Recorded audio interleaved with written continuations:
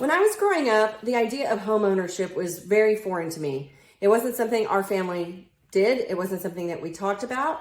And there are 4 things I really wish I had known at a much younger age that I want to share with you in hopes that it's helpful. My name is Marquette Redham, and I'm one of the co-owners of the Homesville Realty Group, along with my husband, Paul Redham, and we're with Compass here in Austin. And so I grew up in a small East Texas town, population 812, that's how small. And I lived in a trailer house my whole life growing up. And while my mom really wanted to have a house, my dad worked in the oil field during the 80s. There was a lot of the oil crisis, and we just didn't have the means to do that. So it wasn't something that I was exposed to. We didn't buy houses, we didn't sell houses, we didn't invest in real estate, and we didn't know a lot of people that did.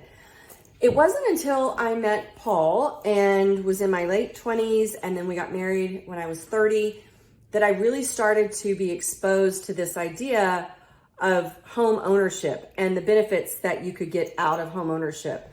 In addition to salary, right? Like instead of just having a job and working hard or investing in the stock market, you can use real estate as a way to invest and help build wealth. So I want to share those 4 things with you in hopes that it's helpful to you too.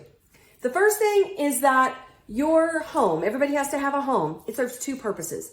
Not only does it serve that primary purpose of providing you shelter over your head, it also is an investment vehicle.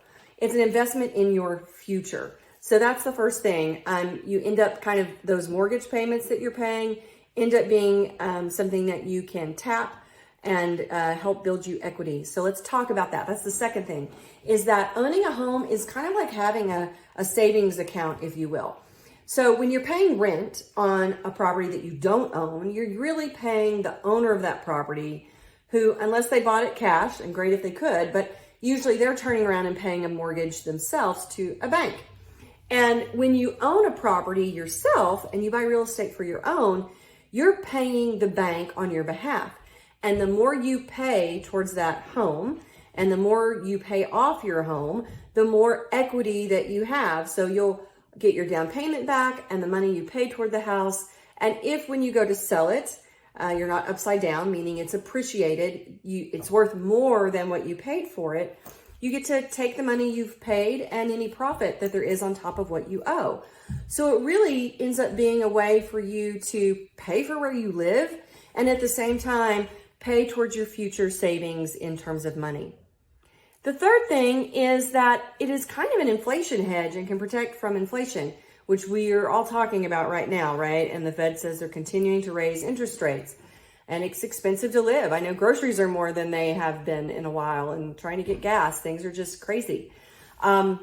With a mortgage, not every mortgage is the same, but most mortgages, when you buy your property, you are locked into whatever interest rate you purchase it at until you decide to refinance in the future.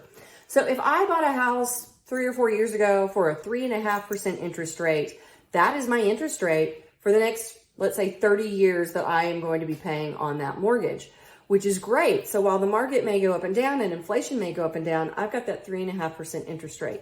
Again, not the case for every mortgage, but most mortgages function that way. Unlike your rents, you're kind of at the whim of a landlord who can raise your rent and the cost of living goes up.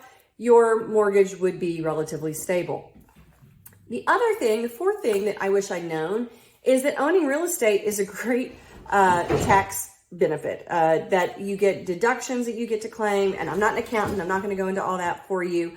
But definitely there are some tax benefits to owning real estate and including even investment properties in real estate that you can deduct certain things as you go forward. So that's worth thinking about too as you're looking towards your future and building wealth. So in a nutshell, I wish I had been exposed to this kind of thing a lot earlier than I was. I hope by sharing those 4 very basic ideas that it's helpful to you. And if you ever want to talk more about that, I'm very open about the path that I took.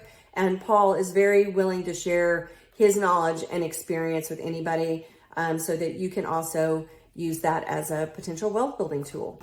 Happy to chat. Don't hesitate to reach out if you have any questions or if we can be of help.